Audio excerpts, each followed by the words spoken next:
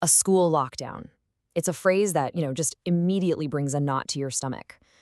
For most students, it's just a drill, right? An annoying interruption you have to get through before you can go back to class. But what happens when the announcement isn't a drill? Today, we're going to dive into 3 true stories of school lockdowns where the threat was absolutely terrifyingly real. And our stories start where they always do, right in the middle of a perfectly ordinary day. Every single one of these stories kicks off in the exact same way, with that familiar, almost boring rhythm of a normal school day. It's a feeling we can all remember, right? That restless energy buzzing around a classroom, especially on a Friday afternoon. You can just picture it, can't you? 7th period calculus. The week is almost over and spring break is so close you can taste it. The teacher, he's a pretty chill guy, has basically given up on the lesson and is playing logo quiz games on Sporkle with the whole class. It's just this moment of shared, casual fun. It's the absolute last place on earth you'd expect anything to go horribly wrong. And that's when it happens. The ordinary just shatters. In an instant, the normal background noise of the school day gets replaced by a sound that completely changes everything. Now, here's what's so important about this. The key detail is the panic in his voice. See, students are used to that calm, almost robotic, authoritative tone for a drill. But when an authority figure sounds genuinely terrified, well, that fear is instantly contagious. The message is crystal clear before you even process the words. This is real. And the proof? It comes from the teacher. The same laid-back guy who was just playing games on the internet a second ago is now scrambling, running to slam the lights off and shoving his students into a corner. His panic just confirms what everyone in that room is now thinking. And then the silence hits. This is the part of a lockdown that just stretches time, where every single second feels like an hour, and your own imagination becomes your absolute worst enemy. Just imagine that for a second. That low hum from the lights, the computers, the vents, it all just stops. Your whole world shrinks down to the 4 walls of a dark, silent classroom. And in that shared darkness, every single person is having the exact same unspoken thought. Something is seriously, seriously wrong. And this is what's so fascinating. While the fear is universal, the actual experience is totally unique. So in one school, you've got this small calculus class trying desperately not to make a sound.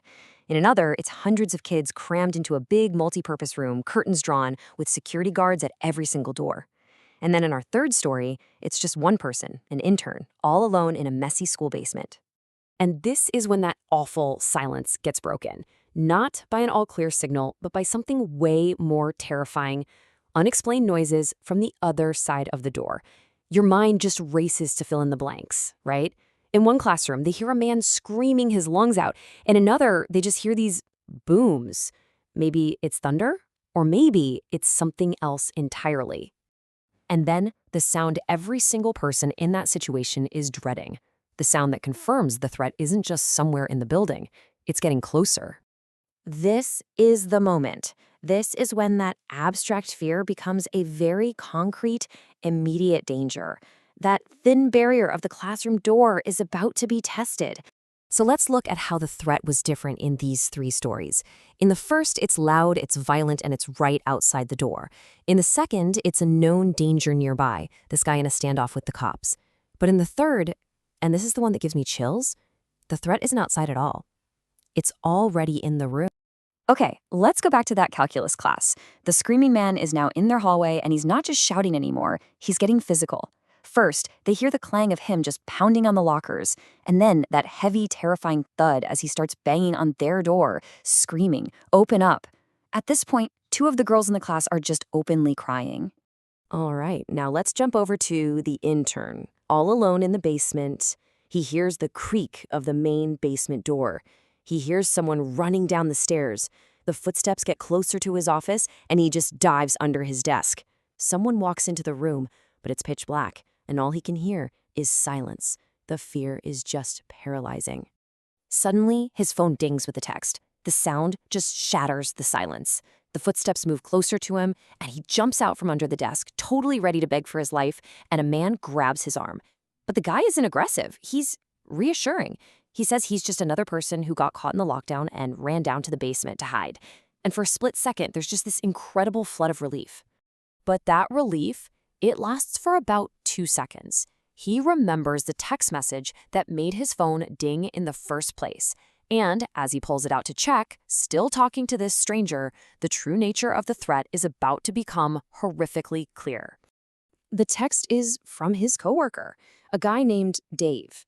And it is chillingly specific. A teacher, Mr. Buckley, has been shot. And the shooter is a guy wearing a red shirt and a hat.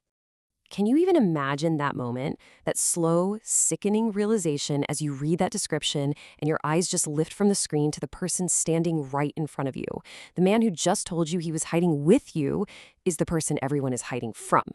So the immediate danger, it eventually passes. Police show up, standoffs end, the all clear is finally given. But the resolution isn't always neat and tidy. And for the people who live through it, the story is never really over. So how did these terrifying situations actually end? Well, in the second story, the sex offender was taken into custody after about an hour. Pretty clean resolution. In the third, the intern made a run for it. A gunshot went off in the basement, but it missed. The police were waiting at the exit and they caught the shooter. And thankfully, Mr. Buckley survived. But the first story, that one has the most unsettling ending of all. A janitor found the man sleeping in a storage closet, and sticking out of his pocket was a .44 Magnum. But he woke up and was gone before police got there. To this day, the person telling the story has no idea if they ever found him. 1. For the intern who came face to face with the shooter, this number represents the single gunshot that missed him in the dark. It's a sound, he says, that will just forever echo in his mind. It's the sound of how close he came to not making it out of that basement. And this really brings us to the final crucial point. The lockdowns end. The doors finally unlock. But for the students and the teachers who huddled in the dark, who heard that screaming, who came face to face with the source of all that terror, well, the silence of a normal day might never sound quite the same again. It leaves you wondering, even when you're physically safe, what part of you is still hiding under that desk?